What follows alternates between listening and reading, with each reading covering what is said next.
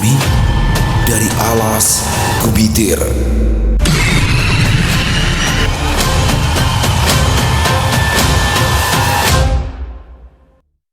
Assalamualaikum warahmatullahi wabarakatuh. Halo semuanya teman-teman, selamat malam. Selamat datang kembali di channel kesayangan kita, channel Ilo Bercerita, dan masih bersama saya Ilo. Dimanapun teman-teman berada, semoga teman-teman selalu dalam keadaan sehat walafiat, tanpa kekurangan satu apapun, dan dimurahkan rezekinya. Amin amin ya robbal alamin. Doa terbaik untuk teman-teman semua ya. Dan pada kesempatan yang baik ini saya akan membawakan satu kisah dari Wulan Kemuning. Wow. Dan kisah ini akan mengambil setting tempat di Alas Gumitir. Apa sih Alas Gumitir? Alas itu hutan teman-teman, dan Gumitir adalah nama gunung yang ada di Jawa Timur. Nah, Alas Gumitir sendiri ini adalah menghubungkan kota Jember dan juga Banyuwangi. Alas Gumitir selain terkenal dengan keindahan alamnya, di sini juga terkenal dengan kemistisan dan juga keangkeran alas itu sendiri. Waduh, yang paling terkenal adalah Pasar Setan di Alas Gumitir. Wow, wow, wow. Tapi untuk kisah kali ini kita tidak akan membahas tentang pasar setannya teman-teman ya, tapi akan lebih misteri lagi. Apa sih? Oke, sebelum kita masuk ke dalam kisahnya, buat teman-teman yang mungkin belum subscribe channel Ilo Bercerita, yuk bisa diklik dulu tombol subscribe. Jangan lupa lonceng notifikasinya juga dinyalakan, agar teman-teman selalu mendapatkan notifikasi dari konten-konten yang akan kami upload selanjutnya. Dan untuk channel Ilo Bercerita, kami upload setiap hari teman-teman, setiap malam jam 9 malam waktu Indonesia bagian Barat. Oke, nggak pakai berlama-lama lagi, pasti udah nggak sabaran kan untuk masuk ke dalam kisahnya. Kita langsung saja masuk ke dalam kisahnya. Kita berangkat ke Alas Gumitir. Tok tok tok, tok tok tok. Aduh, Mas Darmawan pasti marah lagi nih, aku ketiduran. Sesal Gayatri, perempuan muda berparas ayu itu masih dalam keadaan setengah sadar, tergopoh-gopoh menuju pintu depan.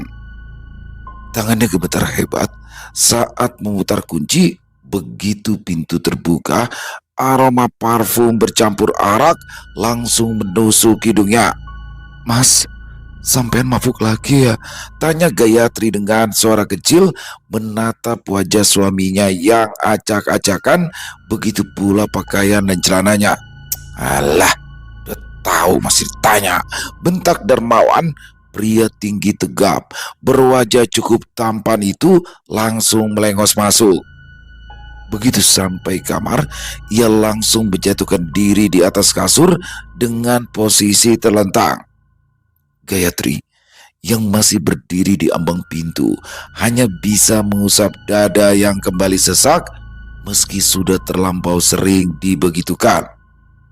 "Tolong tambah kesabaran hamba Gusti," ratapi lirih. 7 tahun menikah bukan waktu yang sebentar bagi Gayatri, lebih-lebih bagi Darmawan yang terpaut 5 tahun lebih tua darinya. Sebagai laki-laki dewasa, Darmawan sudah sangat ingin menimang buah hati sejak awal pernikahan, tapi yang dinanti tak pernah datang. Dalam kebosanan dan kekecewaan itu, Darmawan melampiaskan diri pada hal-hal yang tabu, perempuan lain, mabuk-mabukan hingga berjudi. Sementara itu Gayatri dibiarkan kesepian, hangatnya ranjang hilang, tawa dan candanya pun lenyap. Tak ada lagi suami yang dulu begitu mencintainya. Seperti malam itu, hingga pukul 2 dini hari, Darmawan tak kunjung pulang. Karena tak kuasa menahan kantuk, Gayatri ketiduran, lalu disadarkan dengan pukulan keras pada daun pintu. Jika terlambat membuka, tak jarang tamparan menantinya. Setelah beberapa saat terpaku, Gayatri berjalan gontai ke arah kamar yang lampunya masih menyala terang. Di depan pintu, air matanya mulai menggenang. Firasat seorang istri tak pernah salah. Gesper Darmawan terlepas, pada kaos putihnya menempel bekas lipstik yang jelas bukan miliknya. Meski begitu, Gayatri tak sanggup mengambil keputusan. berpisah misalnya, ya, dikarenakan Darmawan satu-satunya orang yang pernah membuatnya merasa menjadi manusia dan dimanusiakan. Itu karena Gayatri tidak memiliki siapa-siapa lagi di dunia yang kejam ini, sebab ayah dan ibunya sudah meninggalkannya ketika ia masih berusia 9 tahun.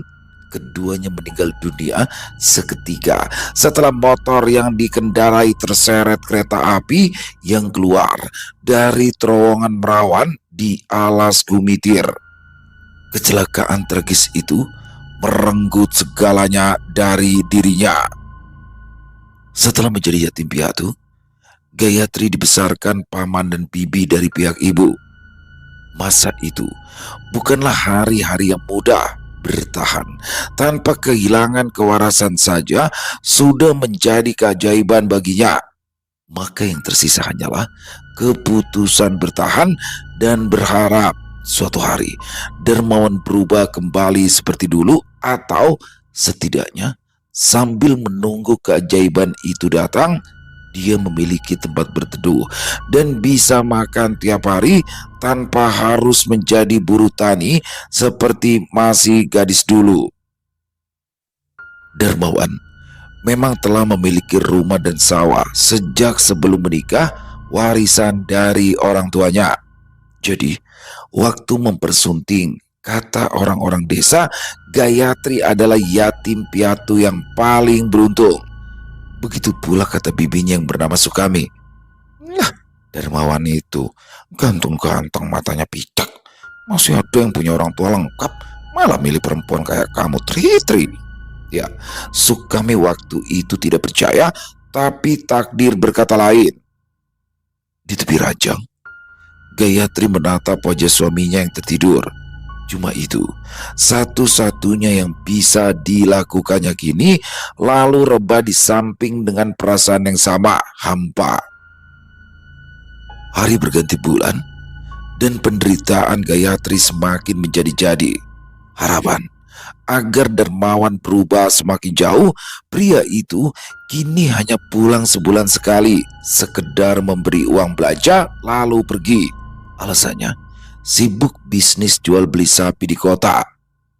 Lahir dari keluarga berkecukupan dan didukung bisnis uang besar membuatnya semakin dipuja banyak perempuan.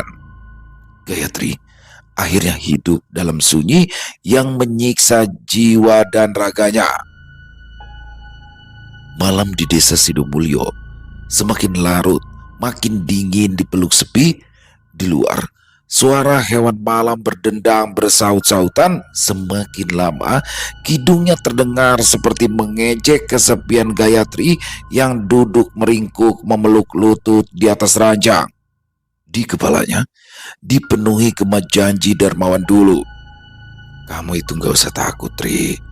Aku akan menjadi laki-laki yang menjagamu di dunia ini. Yakinlah. Waktu itu, Gayatri tak langsung menerima Darmawan karena sadar diri, namun ketulusan pria itu berhasil membuatnya luluh. Gayatri sempat merasakan bahagia, setidaknya selama 2 tahun pertama. Setelah itu, lelaki itu tak lagi memanusiakannya sama seperti yang lainnya. Tiba-tiba saja, Gayatri menghapus air mata dengan kasar. Ada perubahan emosional sambil mendesis. Sudah cukup. Sudah terlalu lama aku menjadi perempuan yang diperlakukan seperti tidak ada. Malam itu, sebuah keberanian yang ganjil muncul. Dari dasar jiwa seorang perempuan yang patah arang, Gayatri bangkit keluar rumah. Di pelataran, cuma dingin dan gelap menyambutnya, tapi setidaknya masih ada terang bulan berbaik hati membantu penglihatannya untuk memetik bunga kantil yang tumbuh subur di bibir pagar. Alas Gumitir punya suami yang tak pernah menolak perempuan kesepian, desis Gayatri sambil memetik satu persatu kembang kantil tanpa menghirup aroma wanginya, sebab itu tidak boleh pantangan. Lalu bergegas kembali masuk ke dalam rumah karena akan membersihkan diri terlebih dahulu atau melukat, mensucikan tubuh. Masih dengan rambut yang basah, Gayatri mempersiapkan semua media, dimasukkan dalam kantong kresek. Setelah dirasa sudah cukup, barulah ia keluar memakai jaket seorang diri dengan mantap, berjalan menembus gelap hanya ditemani cahaya senter yang memantul beberapa langkah ke depan. Tanpa ragu, Gayatri memasuki alas gumitir. Semakin dalam ia masuk, suara burung malam melengking ganjil disusul suara sumbang, tapi tidak menyurutkan niatnya. Semakin lama, tubuhnya tenggelam ditelan rimbun pepohonan. Di tengah belantara, Gayatri berhenti. Nafasnya naik turun, bukan karena takut atau capek, tapi karena keputusan malam ini adalah pembebasan yang sudah memanggil-manggil dari tahun-tahun sebelumnya. Di bawah pohon beringin yang dituju, Gayatri duduk bersimpu di atas tanah, hanya beralaskan daun-daun kering yang berserakan dengan cekatan. Ia meletakkan kembang kantil tadi yang sudah dibungkus daun pisang, lalu menancapkan 3 buah dupa setelah dibakar terlebih dahulu. Itu media kulonuwun atau permisi atas kedatangan tengah malam buta dan membawa niat. Tangan Gayatri akhirnya gemetaran hebat saat menangkup depan dada dengan mata terpejam rapat. Tak selang berapa lama, tubuhnya menggigil hebat karena sadar apa yang akan dipanggilnya. Dengan satu tarikan nafas, diiringi harum asap dupa, suaranya mengalir tenang, membaca mantra pemanggil. Kulonuwun, Rahayu, Rahayu, sing anom sing tuwa, sing jaga alas iki. Kula Gayatri butuh penjaga. Wes ora ana manungsa sing gelem ngopeni awak kula. Kula purun dadi garwane Kang Mas Gaib menawi kersa panjenengan rawuh marang kula. Awakku sampun betahaken panjenengan wiwit suwe, lan sak menika kula pasrahken sedaya rasa dhateng panjenengan. Dari dasar hati yang terluka, Gayatri mengucapkan pamit dan salam pada penunggu muda dan tua alas gumitir. Dia memberitahukan kalau kedatangannya butuh penjaga sebab sudah tak ada lagi manusia yang memanusiakannya, dan kedatangannya untuk meminta suami gaib. Bila sosok itu berkenan dimintanya untuk datang menjumpai, karena ia sudah merindukan semenjak lama, akan menyerahkan semua rasa kepada suami gaibnya. Begitu yang ketiga kali mantra diucapkan, ranting-ranting di sekitar pohon beringin bergerak, disusul suara bergemerisik seperti ada kaki yang melintasi dedaunan kering. Sementara angin yang tadi bertiup kencang membawa asap dupa menyebar ke seluruh hutan berhenti, tekanan udara berubah berat hingga membuat dada Gayatri yang masih dalam posisi mengaturkan niat kedatangan terasa sesak. Tidak selang berapa lama, di belakangnya mulai terdengar nafas besar, kasar dan berat, tapi Gayatri tetap diam menunggu dengan mata terpejam. Gayatri, kamu sendiri datang, Cahayu? Tegur sosok yang dipanggil sebagai Kang Mas Gaib tadi di dalam mantra. Suaranya menggema lembut seperti seseorang yang telah lama menunggu. Gayatri mengangguk tanpa membuka mata. Ia menjawab, "Oke, Kang Mas, aku meminta kedatanganmu." Kamu sudah lama kutunggu, Cahayu, yang hatinya pecah, yang setiap malam menangis. Malam ini kamu datang sendiri tanpa diundang. Bisik sosok itu. Gayatri menelan ludah. Kata-kata barusan membuatnya sedih. Air matanya langsung mengenang. Sedih datang tiba-tiba, membuat suaranya gemetar saat bicara. Di dunia ini, aku sudah tidak punya siapa-siapa. Kalau kamu mau memberikan perlindungan, aku mau menjadi istrimu, Kang Mas. Tiba-tiba saja ada terpaan nafas mendekat, sangat dekat, hingga menyapu pipi Gayatri dari belakang. disusul sesuatu menyentuh baunya dari sebuah tangan kekar berat dan berbulu yang langsung memberi efek hangat menjalar ke sekujur tubuh, membangkitkan semua syaraf yang sudah lama membeku. "Sudah waktunya, Gayatri. Kamu menjadi istriku," desis sosok itu. Sontak membuat Gayatri memejam. Dia tahu maksudnya dia akan dicumbu dan dibawa pohon beringin alas gumitir kembali. Seorang perempuan manusia menyerahkan dirinya pada suami yang bukan manusia. Sentuhan berat di bahu Gayatri makin menekan, membuat tubuhnya bergetar tanpa daya. Bulu-bulu kasar itu merambat turun ke lengan seperti jemari besar yang memeriksa miliknya. Sementara tanah di area pohon beringin tiba-tiba bergetar seolah ikut menyambut keputusan nekat seorang perempuan patah hati yang mencari pelindung di dunia yang dianggap paling mengerti. "Gayatri, mulai hari ini hati dan badanmu juga nyawamu adalah milikku," bisik sosok itu.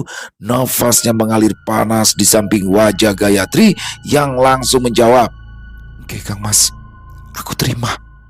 Tak butuh permisi, tangan besar itu mengangkat dagu Gayatri dari belakang. Seketika hawa gelap merambat naik melalui tulang belikat, membuat tubuhnya menggelincang, tersedot ke dalam pusaran dingin kepanas yang membakar syaraf, membangkitkan gairah. Di balik kelopak mata yang tetap terpejam, Gayatri bisa melihat wujud menjulang menyentuhnya dengan gelora yang meletup-letup.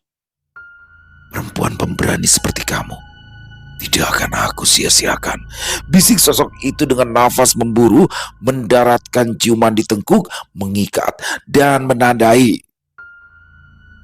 Gayatri sempat tersentak, tapi tidak menolak.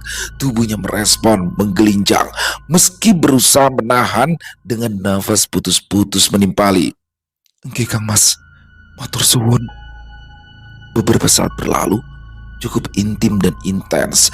Dalam satu helaan nafas panjang bersamaan dengan api dupa yang tinggal beberapa inci habis, sosok itu berbisik, "Sekarang kau sudah menjadi garwaku, Gayatri." Dan tepat pada detik itu, angin kembali bertiup kencang. Burung malam langsung memekik, mengepak, berputar-putar rendah mengitari mereka, membentuk lingkaran, menjadi saksi resminya ikatan gaib barusan lewat persetubuhan. Sesaat kemudian, hening. Tubuh Gayatri yang tadi berdiri dan direngkuh dari belakang lunglai terduduk sebelum akhirnya ambruk perlahan ke samping. Nafasnya tersengal-sengal. Ketika membuka mata, gelap hutan kembali normal, tetapi tubuhnya terasa ringan dan hangat sekaligus. Sementara pakaiannya terbuka sebagian, jaketnya merosot dari pundak, pada area dadanya terekspos pada udara malam yang menusuk. "Gusti, diterima," ucap Gayatri buru-buru duduk, senyumnya langsung mengembang. Tidak menyangka ritual nekatnya berjalan sempurna. Lalu cepat-cepat Gayatri menutupi dada dengan tangan, sepasang matanya meneliti ke sana kemari, tapi yang ada hanya sepi. Kemudian, dengan tangan yang masih gemetar, ia segera merapikan pakaiannya yang berantakan. Hawa dingin alas semakin menusuk hingga ke tulang sumsum, tetapi senyum kepuasan muncul di wajahnya. "Kang Mas," panggil pelan, berharap bisa melihat sosok yang tadi menyentuh layaknya seorang suami ke istri. Tapi sudah tak ada lagi wujud itu. Gayatri menggigit bibir, antara lega dan kecewa. Tak ada ucapan terima kasih atau perpisahan, sementara sosok itu sudah menghilang tak kemana meski sudah ditunggu beberapa saat. Akhirnya Gayatri bangkit, kembali pulang seorang diri, menembus malam alas gumitir, dan di setiap langkahnya seperti ada yang mengikuti dari kejauhan, tapi tidak menampakkan diri, cuma memastikan kepulangan istrinya selamat sampai di rumah. Malam-malam berikutnya, Sejak malam itu, setiap malam, Gayatri selalu menyalakan dupa di sudut kamar sebagai media pemanggil. Dan tidak butuh menunggu lama, dia akan merasakan kehadiran itu dari tanda-tanda yang familiar, langkah berat, disertai nafas kasar muncul di sudut kamar, tempat yang tidak terkena cahaya. Sebelum akhirnya naik di atas ranjang, tempatnya menunggu. Tangan besar menyentuh rambutnya hati-hati, seolah takut menyakiti, terlalu memanusiakan, atau bahkan meratukannya, dan makin sering semakin membuatnya tersanjung. Begitulah malam-malam Gayatri terus berlanjut. Namun sosok itu tak pernah menampakkan wajah wujud asli, selalu bersembunyi. Begitu selesai menuntaskan hasrat, langsung menghilang tanpa ucapan terima kasih, meninggalkan tubuh istrinya yang bermandikan peluh dan rasa yang nyata untuk dianggap itu hanyalah ilusi. Saat malam yang selalu dinanti lebih cepat datangnya akhirnya tiba. Seperti biasa dalam keningan malam, Gayatri tidur di atas ranjang dalam posisi telentang, matanya terpejam. Aroma harum dari asap dupa memenuhi rongga pernafasan, sementara lampu semua ruangan sengaja dimatikan, dan itu sudah menjadi kebiasaannya semenjak ritual. Tubuhnya yang ramping hanya dililit kain jarik setelah melukat, selalu menunggu sambil memanggil dengan nada mendesak tak sabaran. "Kang Mas, datanglah suamiku." Tidak sampai 15 menit, angin kencang berdesir, membawa aroma kemenyan disusul nafas kasar yang muncul di kegelapan kamar. "Gayatri," bisik suara itu selalu bergetar halus, seperti seseorang yang menahan rindu meski setiap malam datang mencumbu.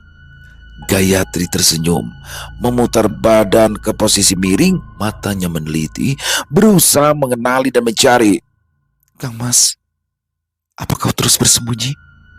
Jangan hanya muncul di dalam gelap, padahal aku memintamu datang setiap malam." Di sudut lemari, sosok itu berbisik. "Aku malu."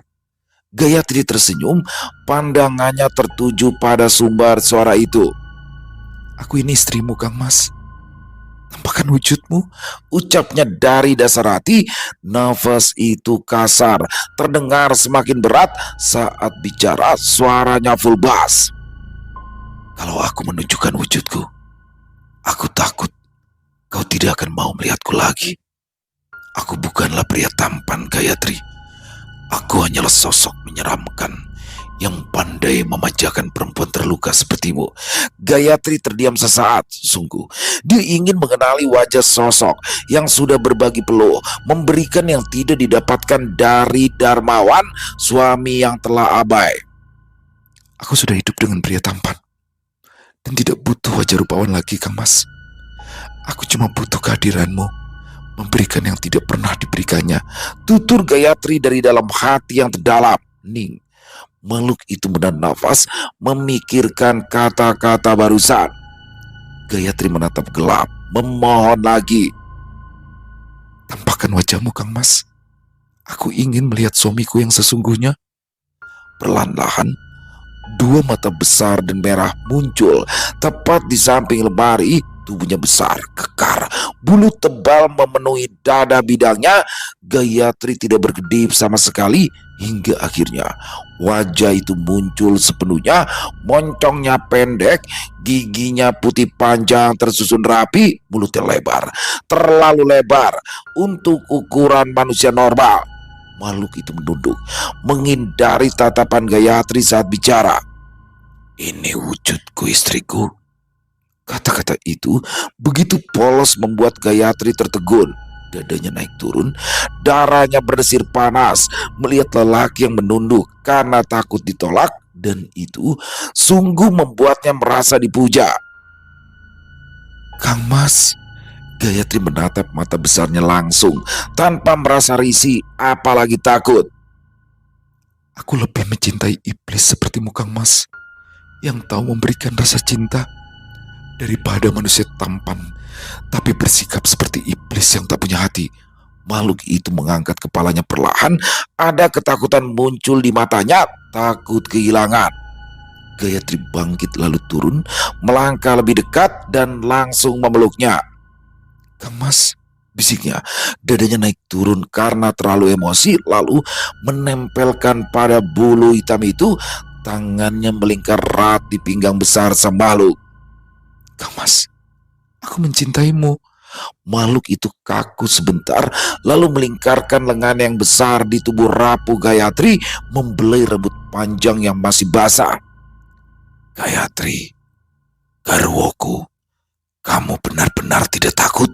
tanyanya. Takut pada kenyataan, Gayatri memejamkan mata, menghirup dalam-dalam aroma tubuh makhluk itu. "Tidak, Kang Mas Wowo. Aku mencintaimu. Datanglah setiap malam dengan wujud aslimu.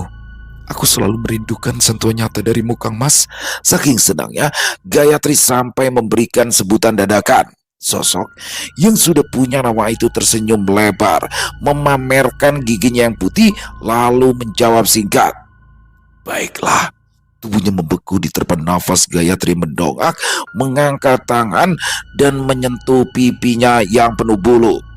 "Aku mencintaimu, Kang Mas," bisik Gayatri tanpa berkedip. Sosok genderuwo itu terdiam sesaat, matanya membesar, nafasnya tercekat, lalu memburu. Saat Gayatri justru memeluknya, merangkul leher besar itu dengan seluruh keberanian dan menciumi lebih dulu. Sosok itu menahan nafas pasrah sebelum akhirnya perlahan membalas, memeluk Gayatri hati-hati, seolah takut meremukan tubuh manusia yang kecil itu. Dalam pelukan itu, untuk pertama kalinya, sosok itu berkata lirih, "Gayatri, garwoku, terima kasih." Gayatri mendongak, menatap lekat dengan kedua belah tangan membelai wajah di depannya, tidak percaya. "Lakukan sekarang, Kang Mas." Tantangnya sudah tidak sabar, berbalik naik ke atas ranjang, ditariknya tangan kekar itu mengikuti.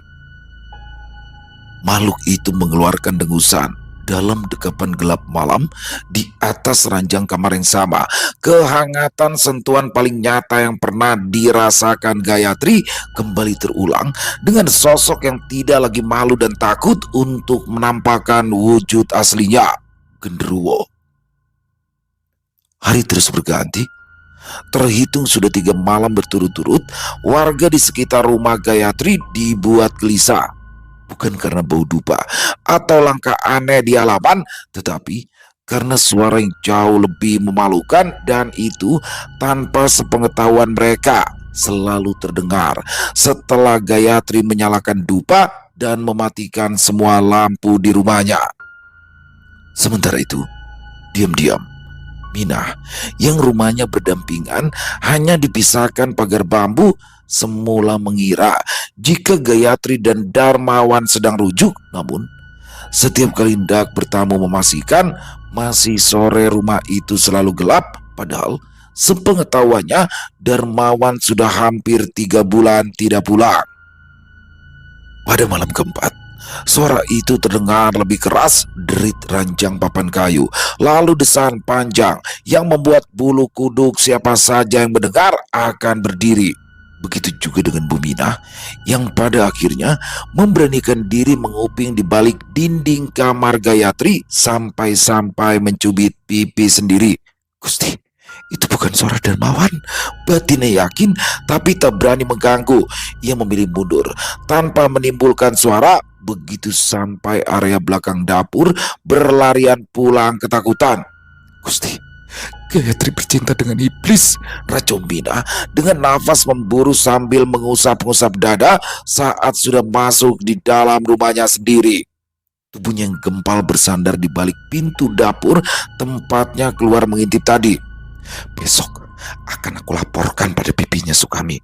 Dia pasti marah besar," desisnya penuh rencana.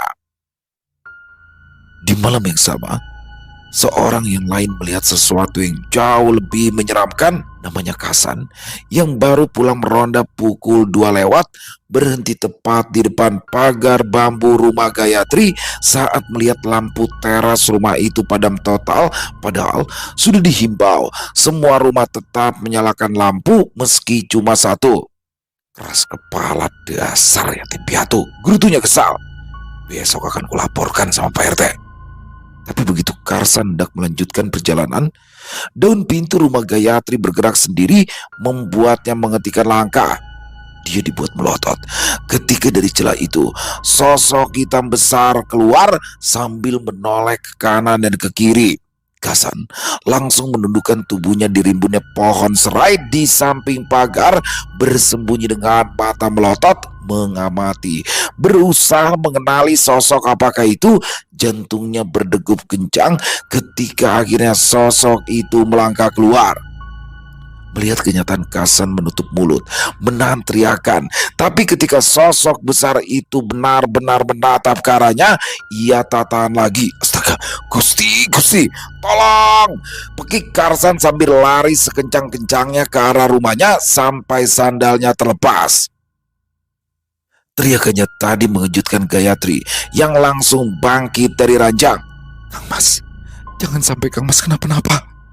Tidak ingat lagi tubuh remuk setelah tadi, Gayatri langsung loncat dari atas ranjang, menyambar kain jarik yang tercecer di lantai terlebih dulu, sambil berjalan keluar, melilitkan ke tubuh polosnya. Dengan tangan gemetar, ia segera menekan saklar, menyalakan lampu teras, dan di luar, sosok suami gaibnya menghilang dalam sekejap. Rasa takut terjadi sesuatu pada sosok yang dicintai, Gayatri membuka pintu pelan, separuh kepalanya melongok. Dia tidak mendapati siapapun dan membuatnya mengusap dada lega. Meski begitu, sedikit ketakutan mulai terbesit di benaknya. Semoga tidak ada orang yang menaruh curiga, gumamnya, lalu segera masuk dan kembali tidur. Pagi-pagi buta, Karsan menindaklanjuti rencananya semalam. Ia datang ke rumah Pak RT Darto masih memakai kaos oblong semalam tanpa alas kaki. Ia diterima di serambi rumah. Saya ini tidak salah lihat kan Pak RT? Sumpah atas nama Gusti, ujar Karsan sambil memegang dada, masih membayangkan ketakutan semalam. Sosok itu besar, hitam, matanya merah, keluar dari rumah Gayatri. Ya sepertinya habis. Kalimat berhenti menelan ludah. Wajahnya pucat pasi membayangkan kejadian semalam.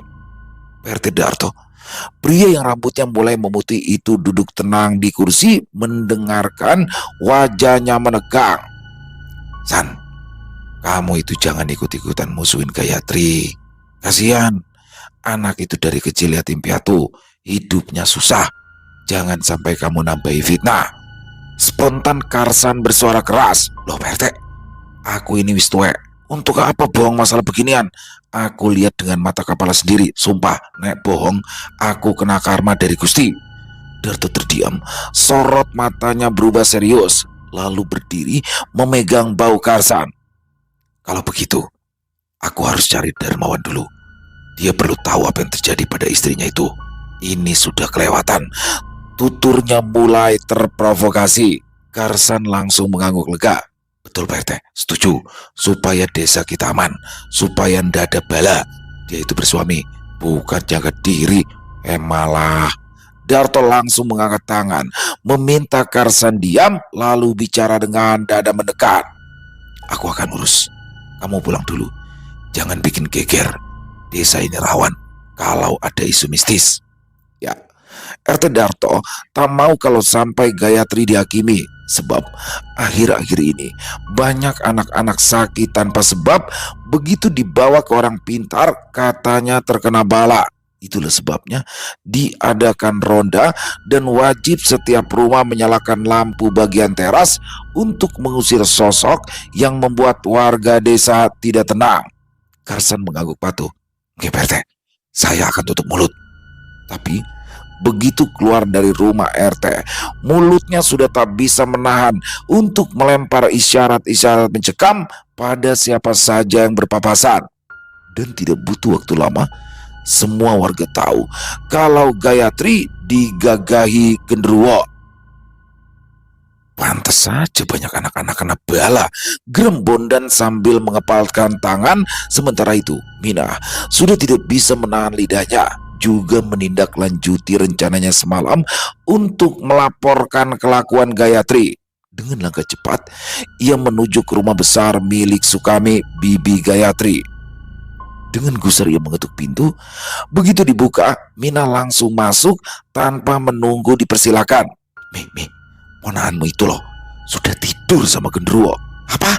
Sukami berdiri dari kursinya, tapi yang muncul di wajahnya bukan kaget prihatin, melainkan senyum seseorang yang baru saja melihat kesempatan emas untuk menjatuhkan orang yang dibenci.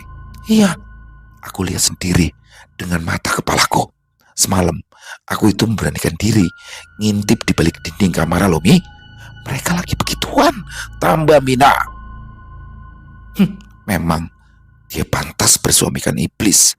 Sejak kecil sikapnya keras kepala, ndak nurut, ndak mau ikut aku tinggal di sini. Waktu Darmawan pergi, ya pantas kalau akhirnya ditempeli makhluk-makhluk kotor. Ya, waktu itu pernah Sukami meminta pada Gayatri untuk pulang kepadanya, tapi sang keponakan tetap bertahan. Mina mengangguk setuju. Ya, Mi, memang tidak cocok Gayatri itu buat Darmawan. Sukami mengangkat dagu, sorot matanya tajam. Kalau begitu, nanti sore kita datang ke rumah Pak RT, biar seluruh desa tahu. Aku tidak mau dong keluargaku dipermalukan lebih lama. Mina tersenyum lebar, antara dendam dan kesenangannya menggunjing bercampur di wajahnya yang keriput. Kapan kapokmu, Tri? Gumamnya sambil berjalan pulang. Sore harinya, Sukami langsung tergopoh-gopoh ke rumah Pak RT, tapi betapa terkejutnya saat tiba. Sudah banyak warga berkumpul di depan rumah. Ada Karsan, Mina, bahkan beberapa bapak-bapak ikut nimbrung. Pak RT, kapan Gayatri dipanggil? Tanya salah seorang warga. Bondan yang pagi tadi sudah menelan mentah-mentah informasi ikut menimpali. Kalau ndak cepat-cepat, keburu ada musibah Pak RT. Ya, kalau dia benar-benar begituan sama makhluk halus, kita semua pasti ikut kena getahnya. Sungut Dirman juga semakin memprovokasi keadaan. Pak RT benar-benar dibuat tersudut. Dia yang biasanya sabar dan bisa berpikir jernih menghadapi hal-hal seperti itu, kali ini wajahnya menegang. Tenang, aku memang memanggil dia, tapi jangan rame-rame begini. Jangan bikin geger. Ayo, cepat bubar. Namun warga tetap memaksa, terutama suara bapak-bapak sampai tumbang tindih. Pokoknya Gayatri itu harus menjelaskan, seru Pak Karsan sambil mengepalkan tangan ke udara. Iya, kalau tidak, kita minta rumah itu disucikan. Ini semua demi keselamatan desa, saran Bondan. Di tengah keributan itu, dari kejauhan muncul Gayatri berjalan tertati. Ia sama sekali tak bisa menyembunyikan kelelahan. Wajahnya beberapa kali meringis, menahan rasa yang hanya dirasakannya. Begitu sudah dekat, Mina langsung mengunjing. Matanya tak lepas memicing ke arah sosok yang menjadi topik. Tuh, lihat deh, jalannya aja ngangkang begitu.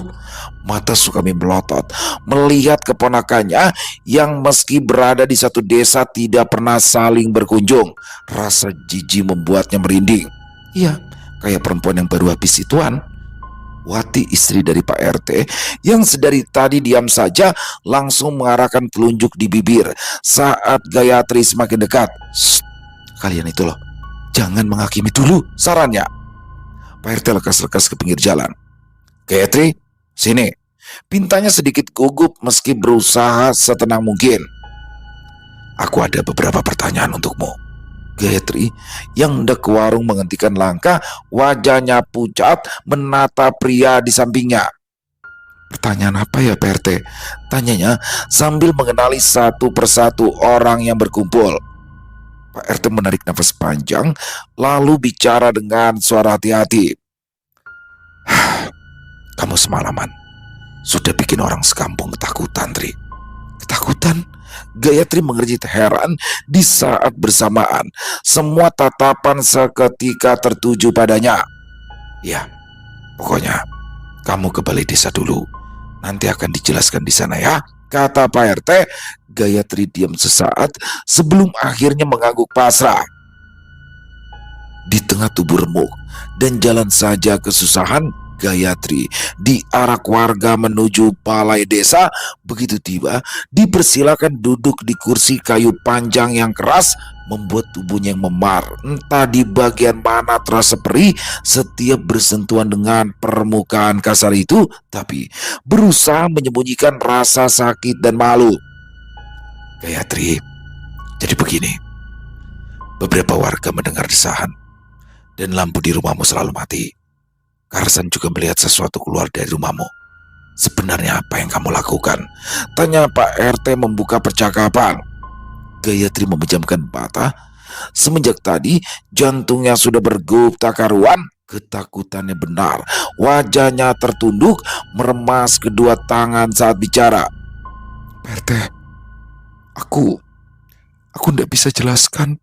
Mina yang sudah dari kapan hari geram langsung berdiri menyambar dengan suara yang keras. Ya jelas tidak bisa, wong itu bukan manusia kok. Sukami ikut berdiri berkacak pinggang sambil menatap tajam. Gayatri, kamu itu perempuan atau apa sih? Rumah gelap terus, suami tidak pulang. Kamu tidur itu sama setan apa? Hah? Bikin malu keluarga kamu. Semua yang hadir semakin ingin tahu cerita yang sebenarnya. Gayatri membuka mata perlahan, mengangkat wajahnya yang pucat, menatap pemilik suara menusuk barusan. Bibi, aku tidak. Hah? Aku tanya sekali lagi. Apa yang masuk ke rumah itu? Potong Sukami dingin.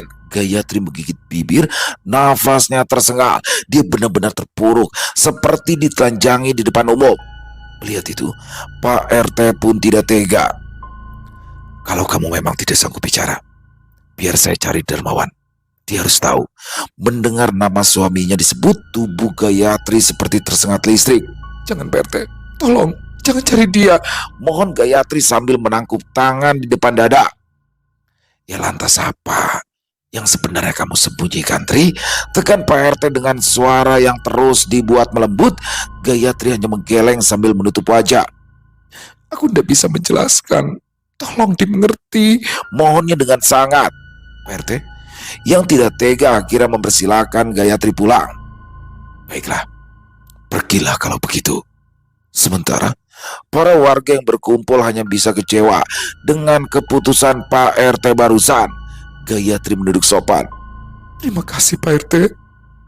Sadar menjadi pusat perhatian, Gayatri berusaha berjalan biasa, tapi tak bisa. Begitu sampai di warung, ia segera membeli kebutuhan dan kembali berjalan pulang dengan susah payah. Sepanjang jalan, wajahnya menunduk malu. Di malam harinya, Gayatri duduk memeluk lutut di pojok kamar yang dipenuhi asap dupa. Kenapa Kang Mas? Kenapa kamu keluar di saat ada orang yang melihat? Sesal Gayatri lemah sambil memeluk perut. Dinding rahimnya masih terasa hangat, sementara nyeri akibat memar di pangkal paha masih berdenyut. Waktu beranjak semakin larut, tiba-tiba suara tak asing menggema di dalam kamarnya. Aku tidak suka namaku dicampuri manusia lain. Gayatri langsung menutup mulut, sekedar menyapa pun tak bisa. Bayangan hitam itu muncul setinggi pintu. Tubuhnya berotot. Seperti biasa matanya merah, tapi kali ini karena cemburu. Mulai malam ini, tidak ada lagi manusia yang boleh mencampuri garwoku. Sebelum Gayatri sempat bicara, angin dingin merayap ke lehernya, membuat tubuhnya gemetar keras tak terkendali, menggelinjang penuh gelora. Di sisi lain, malam semakin larut. Darto menggeber motor metiknya agar jauh lebih laju. Dia benar-benar ingin menolong Gayatri. Akhirnya, dia pun sampai di rumah Mbak Marijan, bini sepuh yang usianya sudah 70 tahunan, yang ilmunya terkenal sakti. Pak, aku butuh bantuan Pak, ujar Darto dengan nafas berat usai mengucap salam dan diterima di ruang depan. Duduk berhadapan di bangku kayu, Mbak Marijan menatap tamunya. Untuk apa? Tanyanya. untuk menolong salah satu warga aku, Mbah. Namanya Gayatri. Terang RT Darto memberitahukan sekilas kehidupan melas perempuan muda itu. Mbah Marijan memejamkan mata. Perewangannya sedang bekerja. Telinganya berkedut-kedut sambil menjelaskan. Itu genderuwo dari alas kumitir. Dan dia tidak datang sendiri. RT Darto menelan ludah, menatap wajah magis yang masih memejam di depannya. Tidak sendiri? Bagaimana, Mbah? Tanyanya penasaran. Dia diundang. Bahkan lebih dari itu. Dia dipinang. Perempuan itu sudah membuka pintu alam gaibnya seorang diri.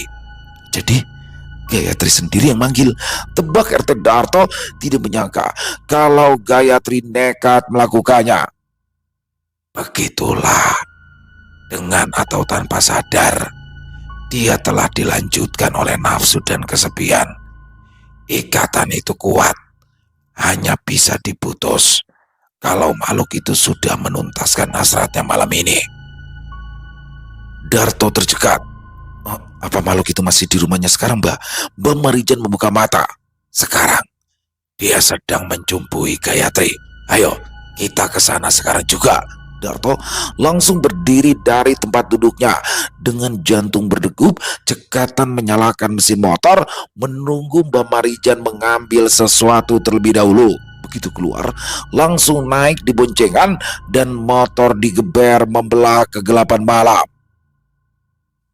Di sisi lain, Gayatri menggigit bibir, mencoba menahan, tapi desahannya justru lebih menggema. Tanpa sadar, genderuwo itu semakin liar, tangannya menggerayangi tubuh yang sudah tak berdaya, menahan gelombang demi gelombang kenikmatan gelap yang tak bisa dijelaskan dengan logika. Tidak usah menahan, malam ini milik kita, Gayatri. Garwoku, bisik makhluk itu. Gayatri hanya bisa merintih antara takut, pasrah, dan terseret dalam sensasi yang membuat tubuhnya kembali remuk. Sementara di luar, warga sudah berkumpul membawa linggis, kayu, dan sebagian besar hanya bermodal keingintahuan, rasa penasaran yang tinggi. Mereka mengepung rumah Gayatri dengan diam. Mina, sebagai penyebar berita, juga ada di antara kerumunan berdiri paling belakang. Karsan, yang sedari tadi mencoba sabar menunjuk. Tuh, aku bilang apa? Gayatri pasti lagi nganuan sama makhluk itu. Untuk apa lagi coba? Suasana makin panas ketika Mbak Marijan datang berjalan kaki dengan Darto. Motor sengaja disimpan di jauh-jauh agar tidak mengusik. Semua mata langsung tertuju pada mereka. Begitu tiba, Mbak Marijan berhenti persis di depan rumah Gayatri sambil memegang kuat-kuat tongkat kayu dari terembesi. Sebelah tangannya ada sebilah keris yang dibungkus kain kuning. Ia menatap semua warga yang sibuk dengan asumsi sendiri dalam kepala. Kalian semua dengarkan aku. Yang ada di dalam rumah itu adalah genderuwo dari alas kumitir. Dia datang bukan sebagai pengganggu, tetapi sebagai suami yang sudah lama menanti Gayatri. Gayatri sendiri yang memanggilnya dengan tubuh dan jiwanya. Jadi kalian jangan macam-macam, apalagi bertindak gegabah. Sebagian warga langsung diam, tahu ini akan lebih sulit dari perkiraan. Tapi tidak bagi Pak Karsan yang melihat dengan mata kepala sendiri. Loh, kok bisa begitu, Mbak? Namun pertanyaan itu diabaikan. Mina angkat bicara dengan nada mencibir. Jadi Gayatri cari pelampiasan toh. Sukami langsung menimpali. Ya kan aku bilang dari dulu Gayatri itu aneh. Semua warga tak sabar, tapi tidak bagi Mbak Marijan. Ada waktu yang harus ditunggu, lalu mengangkat tongkatnya untuk menutup pendapat yang mulai tumpang tindih. Aku akan memutus ikatan itu, tapi tidak sekarang. Tunggu makhluk itu keluar setelah menuntaskan hasratnya. Saat itulah dia paling lemah. Terang Mbak Marijan dengan suara yang tenang meski dalam kondisi darurat. Akhirnya, setelah menunggu cukup lama, Mbak Marijan mengangkat tongkat lalu berkata, "Bersiap semuanya." Tiba-tiba Pintu terbuka sendiri, sosok genderuwo itu keluar, tubuhnya besar, hitam berbulu, matanya merah menyala, sosoknya benar-benar nyata sebab obor langsung dinyalakan. Setelah suara Mbak Marijan menggema, beberapa warga langsung jatuh terduduk ketakutan. Tanpa peringatan, Mbak Marijan langsung menyerang lebih dulu, melesat seperti angin. Tongkat trembesinya memercik cahaya halus, menghantam dada genderuwo itu. Brak! Makhluk itu terhuyung mundur, tapi cepat membalas.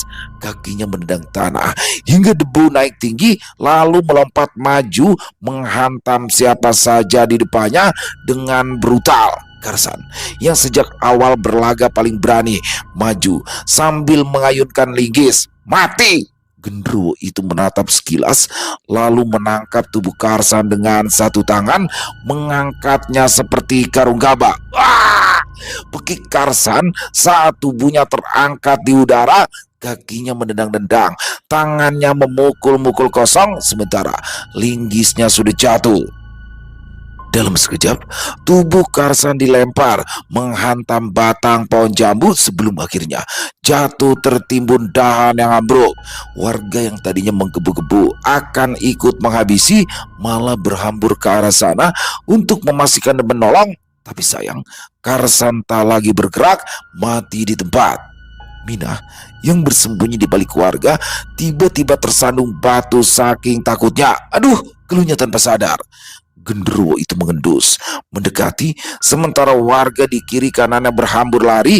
Hanya Sukami yang terpaku melihat Mina ditangkap seperti ayam. Jangan, jangan, teriak Mina sambil menangis di ketinggian. Makhluk itu akhirnya melemparkan tubuh Mina ke arah Sukami yang terdiam di tempat, mendarat tepat satu langkah di depannya. Gedebuk! Sukami terlonjak mundur, hampir jatuh terjengkang melihat tubuh Mina jatuh tertelungkup, kejang-kejang, lalu diam untuk selamanya. Membuat kepalanya pusing lalu ambruk, dari hidungnya keluar darah. Hipertensi membuat pembuluh darahnya pecah dan menyusul. Dasar perempuan-perempuan busuk, geram makhluk itu. Tahu mereka telah menyakiti hati Gayatri. Dalam keadaan kacau itu, Gayatri muncul di ambang pintu. Tubuhnya dililit jarik, nafasnya tersengal-sengal karena tubuhnya belum pulih dari jamuan beberapa menit yang lalu.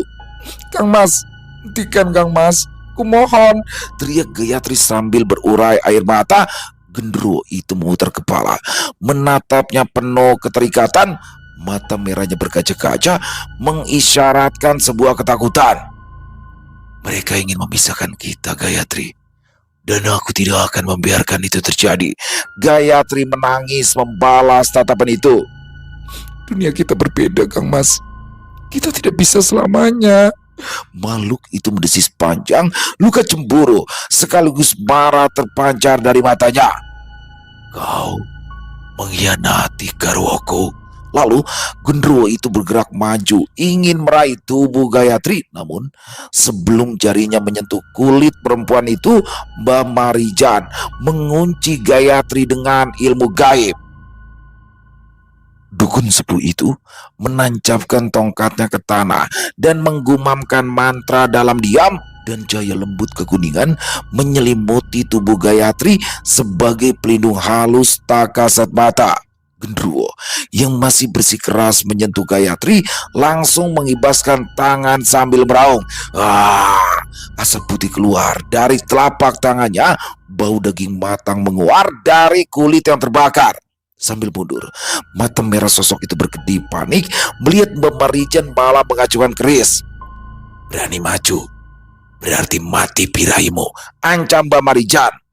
Kurang ajar, kau memakai kidung mantra pengkhianat Semoro.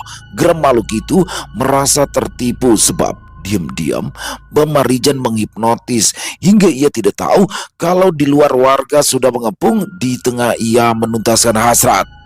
Sadar dalam kondisi lemah, sosok itu berlari liar, menabrak apa saja yang menghalangi sebelum akhirnya melompat ke kegelapan malam menuju hutan tempatnya berasal di arah alas Gumitir. Gayatri jatuh berlutut di tanah, menangisi kenekatannya kala itu. Aku benar-benar sesat waktu itu. Sesalah pilu. Mbak Marijan mendekat, menyentuh ujung kepala Gayatri. Jangan tangis yang sudah terjadi, Dok. Ambil hikmah di balik semua ini. Ada kekuatan hitam yang membelenggu kamu, hingga semua orang ingin menyakitimu. Gayatri mendongak. Apa maksud dengan Mbak? Mbak Marijan ikut duduk berlutut, sebelah tangannya menyentuh pundak perempuan rapuh di depannya. Sosok gelap itu adalah genderuwo yang tadi. Dia itu sudah lama menginginkanmu sejak kecil. Itulah sebabnya kamu tergerak untuk ke sana. Semua diam. Darto tergopoh-gopoh mendekati, ikut berlutut. Jadi bagaimana dengan Gayatri, Mbah? Apa sudah terlepas? Mbah Marijan mengangguk. Ya, hidupnya akan kembali normal. Semua orang akan menyayanginya termasuk suaminya. Air mata Gayatri tumpah. Maksudnya, Mbah, Mas Darmawan akan datang dan menerimaku. Pria sepuh itu mengangguk, lalu melirik ke arah sosok yang muncul tergopoh-gopoh dari arah jalan. Ya, itu dia orangnya. Gayatri tidak percaya. Dia ingin memeluk tapi takut, namun ketakutannya tidak beralasan sebab Darmawan langsung berhambur memeluknya. Maafkan aku, Gayatri. Selama ini aku tidak sadar melakukan semua itu padamu. Ucapnya jujur menahan tangis. Matur nuwun Gusti, Gusti, ucap Darno, tidak menyangka kejadian ini justru membuat hubungan yang renggang kembali utuh. Setelah kejadian mengerikan itu, para tetangga perlahan berubah sikap. Yang paling menggembirakan, aset yang dikuasai Sukami waktu itu kini kembali ke tangan Gayatri sebagai anak tunggal. Lewat bulan, Gayatri sangat dihargai dan pada akhirnya bisa merasakan menjadi ratu di hati Darmawan sebab menginjak 1 tahun kebersamaan dia mengandung. Selesai. Wow, luar biasa kisah dari Wulan Kemuning. Waduh, Gayatri. Ini di awal udah kesel ya sama Gayatri. Maksudnya ya bukan cuma dia sih wanita yang disakiti suami ya, tapi nggak langsung begitu dong caranya. Masa langsung aja ngambil keputusan untuk mencari suami gaib dari alas Gumitir. Waduh, untuk menyalurkan hasratnya yang selama ini tidak diberikan oleh Darmawan suaminya. Pada akhirnya, ternyata apa yang dilakukan itu juga berimbas terhadap orang lain yang ada di sekitaran. Ya jelas dong, jangankan sama setan ya, sama makhluk gaib. Manusia sama manusia aja kalau berzina itu kan akan berdampak kepada orang-orang yang ada di sekitaran. Nah, di sini banyak warga desa yang sakit, terkena bala. Jadi bala itu musibah ya teman-teman ya. Hingga pada akhirnya memutuskan untuk memanggil Gayatri. Di sini Pak RT-nya keren nih. Pak RT-nya keren banget. Di saat warga sudah terprovokasi, Pak RT tetap tenang dan secara diam-diam meminta bantuan pada Mbah Marijan, salah satu sosok sesepuh yang sangat dihormati, dan akhirnya Mbah Marijan bisa memusnahkan sosok suami gaib dari Gayatri.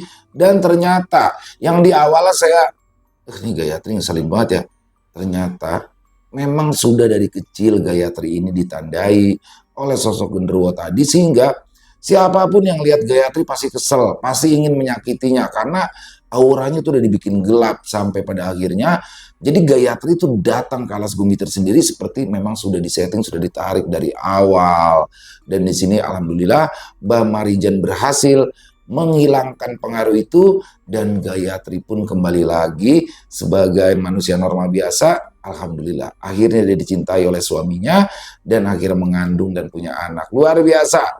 Orang-orang yang ngeselinnya juga udah dapat semua tuh ya kan, bibinya, si Mina, si Karsan yang ngeselin udah dapat bagiannya langsung dari Kang Mas Gaib dari alas Gumitir. Luar biasa, kisahnya keren pakai banget. Mari kita ambil hikmah yang baik saja dalam kisah barusan dan dibuang yang buruk-buruknya. Wulan Kemuning, terima kasih atas kisahnya. Ditunggu lagi untuk kisah selanjutnya dan semoga kisah barusan bisa menghibur teman-teman semua ya, para pecinta penikmat horor misteri. Buat yang punya komentar lain bisa menuliskan di dalam kolom komentar ataupun hanya sekedar saling menyapa, silakan, insya Allah kami akan membalasnya satu persatu. Buat yang suka dengan videonya bisa diklik tombol like-nya, tombol jempolnya, bisa juga dong diklik ya tombol hype-nya, dan jangan lupa di-share link videonya ke teman-teman yang lain agar juga ikut merasa terhibur. Di akhir kata, saya Ilo mengucapkan permohonan maaf apabila mungkin dalam pembawaan kisahnya barusan ada kata-kata saya yang salah ataupun ada kata-kata saya mungkin yang kurang berkenan. Saya mohon dibukakan pintu maaf yang seluas-luasnya. Sampai berjumpa lagi di konten-konten kami selanjutnya yang pasti tidak kalah serunya, yang pasti tidak kalah horornya. Masih bersama saya Ilo di channel Ilo Bercerita. Salam sehat, sukses selalu untuk kita semua. Wassalamualaikum warahmatullahi wabarakatuh.